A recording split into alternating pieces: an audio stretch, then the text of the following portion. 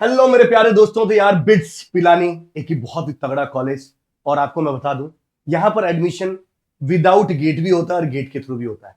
तो जिस भी स्टूडेंट गेट 2024 में अच्छा नहीं कर पाए उनके पास एक अगेन गोल्डन अपॉर्चुनिटी है, और यहां का प्लेसमेंट मैं बता दूं बहुत ही तगड़ा होता है। सर आपको कैसे पता? तो मैं आपको एक छोटी सी स्टोरी बताता हूं। अभी रिसेंटली मैं हैदराबाद गया था, वहां पर वन ऑफ माई स्टूडेंट, नाम भी मैं रिवील कर देता हूं, आकाश से मिला था, जिसको मैं ऑफलाइन में पढ़ाया था। ही completed he masters from bits से कंप्लीट किया, और उसने बोला कि सर बहुत सारे आईआईटी के कंपैरिजन में भी अच्छा पैकेज होता है, यहाँ पर प्लेसमेंट लगता है। बहुत सारी कंपनी ऐसी भी आती है जो आईआईटी के अंदर भी नहीं जाती। ऑफ कोर्स टॉप आईआईटी को छोड़ दिया जाए तो, और even in the recession time बहुत सारी जगह कंपनी नहीं गई थी कॉलेज के अंदर, पर यहाँ का एलुमनाई इतना स्ट्रांग होने की वजह से, क्योंकि ये कंपनी पहले से ही कमिट करती है प्लेसमेंट को लेकर, और बहुत ज्यादा सेंट्रिक है प्लेसमेंट को लेकर, इसलिए बहुत ज्यादा कंपनी यहां पर विजिट करती है, और हर एक कंपनी के अंदर टॉप पोजीशन में यहाँ के एलुमनाई बैठे ही रहते हैं। तो ऑफ कोर्स इसका बेनिफिट इसको मिलता ही है। तो क्या प्रोसेस है, क्या डेडलाइन है, सारी चीजें बताता हूं। एक चीज और, विदाउट गेट भी अगर आप अप्लाई करते हो तो भी आपको 12,400 नहीं, 13,400 की स्कॉलरशिप मिलने वाली है। क्या है पूरा सिनेरियो, पूरा मैं आपको बताता हूं। बिट्स के अंदर आपको पता है कि पिलानी में है, दुबई में, गोवा, हैदराबाद और मुंबई। पर ये जो नोटिफिकेशन रिलीज हुआ है वो पिलानी के लिए हुआ है, गोवा के लिए और हैदराबाद, ये 3 सेंटर के लिए हुआ है। क्या क्या प्रोसेस है पूरा मैं आपको थोड़ा वन बाय वन करके पूरी डिटेल बता देता हूं। सबसे पहले मैं डेट बता देता हूं कि लास्ट डेट क्या फॉर्म फिल करने का। अरे कहां चले गए भाई साहब, ये कर देता हूं। तो देखो यार, इसी के अंदर पूरा एप्लीकेशन के अंदर ही दिखा देते हैं आपको। हाँ, कौन कौन सी ब्रांचेस के अंदर होते हैं सबसे पहले वो आपको बताता हूं। उससे भी पहले ये तो उसके बारे में डिस्कशन हो गया। सबसे फर्स्ट अगर मैं बात करता हूं तो दोस्तों देखिए, एमई, बायोटेक्नोलॉजी, केमिकल, सिविल, ये सब है। अगर मैं पिलानी, गोवा, हैदराबाद की बात करता हूं दोस्तों, स्पेशली अगर मैं सीएस की बात करता हूं तो सीएस के लिए ब्रांच है, कंप्यूटर साइंस करके ब्रांच है, जो तीनों ही जगह है, पिलानी में भी है, गोवा में भी और हैदराबाद में भी। एम्बेडेड सिस्टम की अगर बात की जाए, तीनों ही जगह है। माइक्रो इलेक्ट्रॉनिक्स में भी कंप्यूटर साइंस वाले अलाउ होते हैं, ये भी तीनों ही जगह माइक्रो इलेक्ट्रॉनिक्स अच्छा खासा पैकेज होता है। सॉफ्टवेयर सिस्टम की अगर बात की जाए तो ये सिर्फ और सिर्फ पिलानी के अंदर, ये दोनों जगह नहीं है। अच्छा, सॉफ्टवेयर इंजीनियरिंग की एक और खास बात बता दूं। अगर आप सॉफ्टवेयर इंजीनियरिंग के लिए अगर आप अप्लाई करते हो तो गेट के थ्रू नहीं होगा, आपको रिटर्न एग्जाम, बिट्स एचडी जो रिटर्न एग्जाम होता है वो आपको देना ही होगा। यानी सिर्फ ये जो सॉफ्टवेयर सिस्टम है, और ऑफकोर्स एक एनवायरमेंटल का भी है, बट मैं सिर्फ अभी सीएस के हिसाब से बता रहा हूं। सॉफ्टवेयर सिस्टम गेट के थ्रू नहीं है, इसका अलग से एग्जाम देना ही होगा। बाकी के जितने भी हो वो गेट के भी थ्रू दे सकते हैं और अलग से भी एग्जाम होगा। सर अलग एग्जाम का क्या सिलेबस होगा, किस दिन होने वाला है और क्या पैटर्न है उसका, वो भी पूरा डिस्कशन करते हैं। बट जो बच्चे गेट के थ्रू अप्लाई करें, मैं आपको बता दूं गेट का कट ऑफ भी इतना हाई नहीं जाता। लो गेट स्कोर वाले बच्चे भी इसको फॉर्म जरूर फिल करिएगा। अब अगर मैं बात करता हूं दोस्तों कि नॉर्मली सेमेस्टर 4 साल के लिए एलिजिबिलिटी क्या है, minimum 60% for ME M pharma is qualifying degree for the examination. अगर 60% होना चाहिए आपके पास। एडमिशन के लिए मैंने आपको पहले ही बताया कि सारे के सारे एमई में, सॉफ्टवेयर इंजीनियरिंग और एम फार्मा में को छोड़कर बाकी के सारे गेट के थ्रू भी होगा। बिट्स एचडी का एडमिशन जो टेस्ट होता है उसके थ्रू भी एडमिशन होगा दोस्तों, तो दोनों के थ्रू ही हो सकता है। बट सॉफ्टवेयर इंजीनियरिंग सीधा रिटर्न एग्जाम के थ्रू ही होगा। सर कौन से ईयर वाले जिनके पास गेट स्कोर है वो अप्लाई कर सकते हैं? गेट 2023, गेट 2024, गेट 2025, ये तीनों ही ईयर के अगर गेट स्कोर है तो आप जो भी आपका बेस्ट हो उसके थ्रू आप अप्लाई कर सकते हो। इसके अलावा दोस्तों consider the admission based on, कुछ ब्रांच ऐसे हैं सॉफ्टवेयर इंजीनियरिंग को छोड़कर, बाकी के दोनों गेट के थ्रू भी और बिट्स एचडी ऑनलाइन के एग्जाम के थ्रू भी होता है। बट कुछ ऐसे भी होते हैं जो consider portion for the marks obtain in the bits HD. इसके अलावा कुछ सॉफ्टवेयर इंजीनियरिंग है और इसके अलावा बाकी के सारे ब्रांच है, उसके अंदर तो बिट्स एचडी, जो बिट्स एचडी का जो पेपर होता है उसके थ्रू आपका सिलेक्शन होगा दोस्तों। सर फाइनेंशियल असिस्टेंस कितना मिलेगा? देखो वैसे तो हर जगह 12,400 मिलता है, यहां पर लिखा हुआ गेट के थ्रू जाओगे 13,400, 1,000 ज्यादा दे रहा है। और इवन बिट्स एचडी के थ्रू भी अगर आप एडमिशन लेते हो तब भी आपको 13,400 की आपको स्कॉलरशिप मिलेगा पर पर मंथ, सारे सेमेस्टर को आपको मिलेगा। बट इसके लिए देखो, जब भी कभी स्कॉलरशिप दी जाती है इसका मतलब होता है कि आपको वहां पर कुछ एफर्ट भी डालना होगा, और इन्होंने क्लियरली मेंशन किया है कि 8 to 10 आवर्स टीचिंग असिस्टेंटशिप आपको बीटेक वाले भी स्टूडेंट के लिए आपको प्रोवाइड करनी होगी on the weekly basis.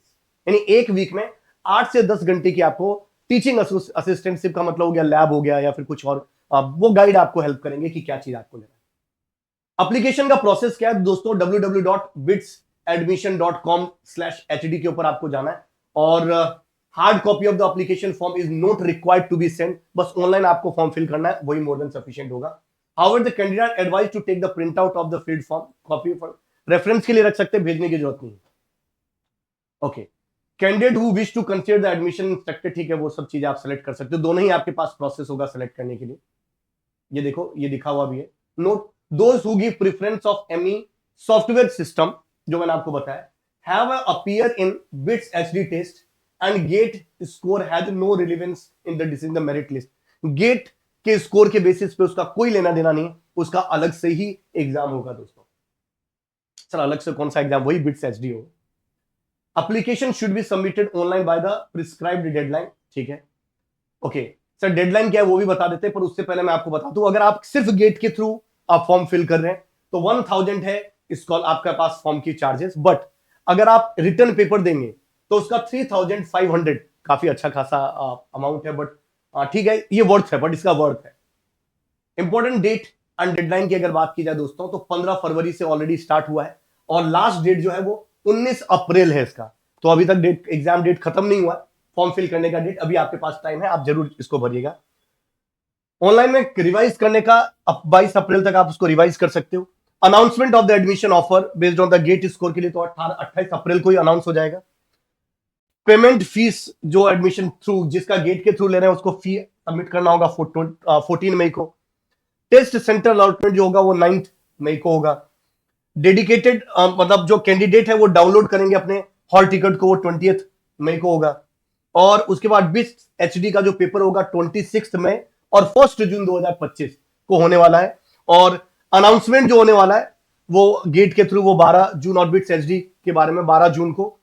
Deadline admission को लेने का 27 जून होगा और फिर आपके पास ये शुरू हो जाएगा। ये सबको एक एक डेट दे रखा है, इतना ज्यादा देखने की जरूरत नहीं है। ऑलमोस्ट आपको फॉर्म फिल करना है और रिटर्न पेपर देना है, ये इंपॉर्टेंट है। सर सिलेबस भी बता दो। अच्छा एक चीज और सर, अगर हम गेट के थ्रू भी भरेंगे और अलग से भी भरना चाहे तो क्या अलग अलग एप्लीकेशन फॉर्म फिल करना होगा? तो देखिए इसके लिए मैं बता देता हूं। The institute reserve to right, ये सब तो ठीक है। A candidate can submit only one application form for the higher degree admission. If the candidate notice any mistake in the form submitted by him or her, an opportunity to edit the form will be made available after the final deadline for the submission. However, the change will be restricted only to the certain aspect of the application form. Only the candidate who have paid the fee as per deadline mentioned above will be considered for the further iteration of the admission process. ठीक है, आपको एक ही application form fill करना होगा, आपको multiple application form fill करने की जरूरत नहीं है। कौन कौन से इनपुट क्राइटेरिया, ये सब चीजें आपको पता ही है, इसमें ज्यादा कोई ब्रांच के लिए फिर भी मैंने आप ऑलरेडी डिस्कशन किया हुआ है, तो इसमें ज्यादा डिस्कशन करने की जरूरत नहीं। फिर भी एमई सॉफ्टवेयर इंजीनियरिंग की अगर बात की जाए तो computer science and information technology वाले अप्लाई कर सकते हैं इसके अंदर। वीएलएसआई के अंदर भी सीएस वाले भी अप्लाई कर सकते हैं, ईसी वाले भी अप्लाई कर सकते हैं।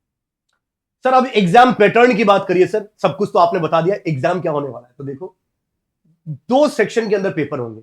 सबसे पहले होगा टेस्ट 1 जो 45 मिनट्स का होगा और टोटल 30 क्वेश्चन होंगे। क्या सर नेगेटिव मार्किंग होगा? बिल्कुल नेगेटिव मार्किंग होगा। सही करने पर 3 नंबर, गलत करने पर 1 नंबर कट जाएंगे। इस पेपर के अंदर कोर मैथमेटिक्स आएंगे 15 क्वेश्चन और English language skill and logical reasoning के 15 क्वेश्चन आएंगे। यानी 30 मिनट 30 क्वेश्चन आपको सॉल्व करना होगा। 30 क्वेश्चन और 45 मिनट्स आपको सॉल्व करना होगा। फिर ड्यूरेशन होगा 2। अच्छा ये ड्यूरेशन 2 होगा जो सॉफ्टवेयर इंजीनियरिंग के अलावा बाकी के सारे ब्रांच के लिए जो भर रहे हैं वो टेस्ट 2 देंगे। टेस्ट 2 में क्या होने वाला है? टोटल 70 क्वेश्चन होंगे, 105 मिनट होगा, ऑब्जेक्टिव क्वेश्चन होगा। क्या सिलेबस है वो भी अभी सिलेबस बता। बट जो सॉफ्टवेयर सिस्टम के लिए भर रहे हैं, सॉफ्टवेयर इंजीनियरिंग सॉफ्टवेयर सिस्टम के लिए भर रहे हैं, उनका 60 मिनट और 50 क्वेश्चन होने वाला है। And this special test for the software system is required for the only those student who are applying for the ME software system.